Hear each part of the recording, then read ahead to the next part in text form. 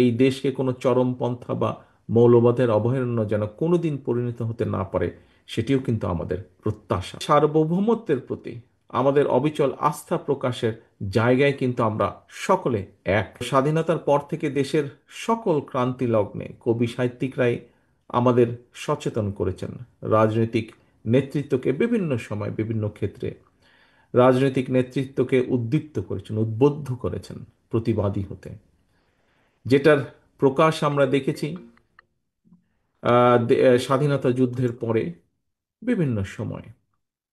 এটার প্রকাশ আমরা দেখেছি 90-এর দশক জুড়ে, এবং আমরা রিসেন্ট যেটা দেখেছি গত 1.5 যুগ ধরে চলে আসা স্বৈরাচারের বিরুদ্ধে, আহ, যেটা সাম্প্রতিক সময়ে উদ্ভাসিত হয়েছে, যার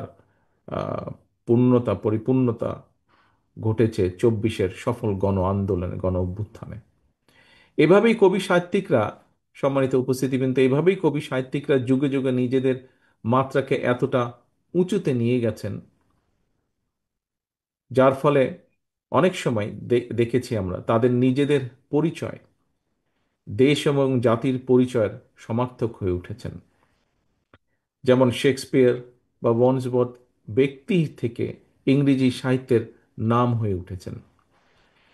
আহ, একইভাবে আমরা বলতে পারি নজরুল কবি, বিদ্রোহী কবি নজরুল ইসলাম, রবীন্দ্রনাথ হয়ে ওঠেন এই মহাদেশের পরিচয়ের একটা অবিচ্ছেদ্য অংশ।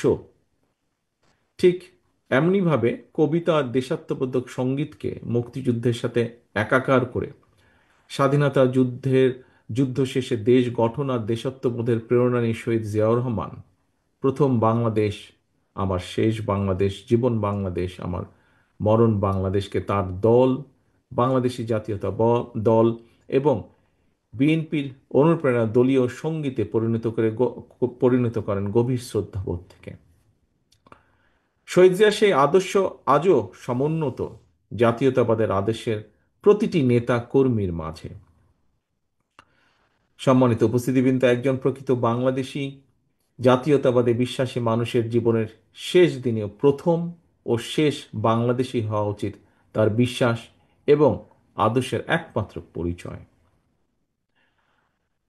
আজকের এই শ্রাবণ দিনে যে বিশ্বাস আর প্রত্যয়ের কথা বহু বক্তা এখানে যারা বক্তব্য রেখেছেন, কথা ঐক্যবদ্ধভাবে উচ্চারণ করেছেন। সম্মানিত উপস্থিতিবৃন্দ, আমাদের আদর্শিক অবস্থানও আমি মনে করি ঠিক এবং এক এবং অভিন্ন। এদেশের স্বাধীনতা, সার্বভৌমত্ব ও গণতন্ত্রের প্রতি আপনাদের দৃঢ় অবস্থানের সাথে কিন্তু আমাদের বিন্দুমাত্র পার্থক্য নেই। স্বৈরাচারের যে স্বৈরাচারকে বাংলাদেশের মানুষ কিছুদিন আগে বিতাড়িত করেছে, সেই স্বৈরাচারের পুনঃজাগরণ প্রতিহত করতে আমরা প্রতিজ্ঞাবদ্ধ আপনাদেরই মতন।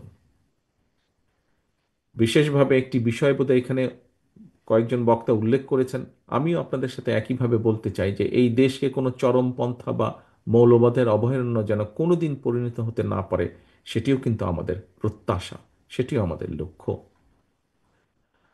আমাদের সাথে হয়তো আপনাদের সকলের আদর্শিক অবস্থান এক নাও হতে পারে, পলিটিক্যাল আইডিওলজি এক নাও হতে পারে, কিন্তু এটি কিন্তু কোনো সমস্যার বিষয় না।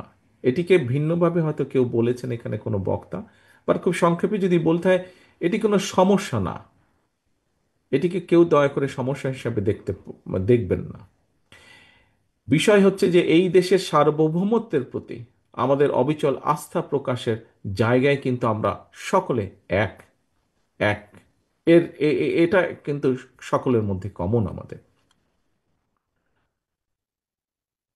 সম্মানিত উপস্থিতিবৃন্দ, এদেশের মালিকানার একমাত্র দাবিদার এই দেশের সকল নাগরিক। এই সত্যটাকে যদি আমরা প্রতিষ্ঠিত করতে চাই, তাহলে মানুষের ভোটাধিকারের প্রশ্নে, গণতন্ত্র প্রতিষ্ঠার জন্য, বাক স্বাধীনতার পক্ষে, একটা অবাধ সুষ্ঠু